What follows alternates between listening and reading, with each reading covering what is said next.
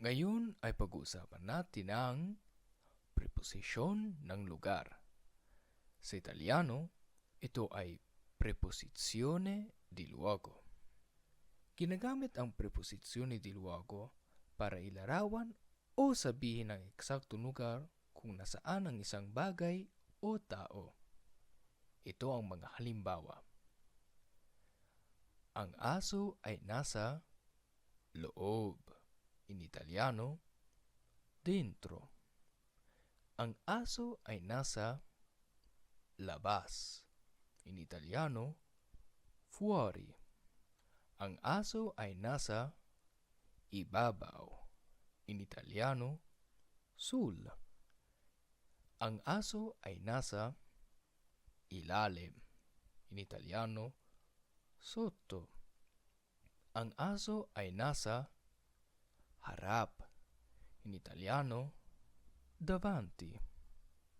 Ang aso ay nasa gilid o malapit. In Italiano, accanto o vicino. Ang aso ay nasa malayo. In Italiano, lontano.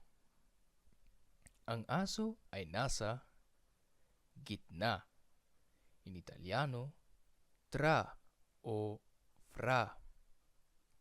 Ang aso ay nasa kanan. In Italiano, destra. Ang aso ay nasa kaliwa. In Italiano, sinistra. Gamitin natin sa pangungusap.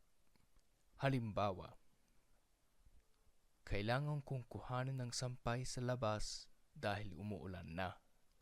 In Italiano, devo prendere i panni fuori perché sta piovendo. Lagi natutulog sa ilalim ng lamesa ang aking aso. In Italiano, il mio cane dorme sempre sotto il tavolo. Naiwan ni Matteo ang kanyang cellphone sa loob ng kotse. In Italiano, Matteo ha lasciato il cellulare dentro in macchina. May bagong bukas na Jollibee malapit sa aming bahay. In Italiano, c'è un nuovo Jollibee appena aperto vicino a casa nostra.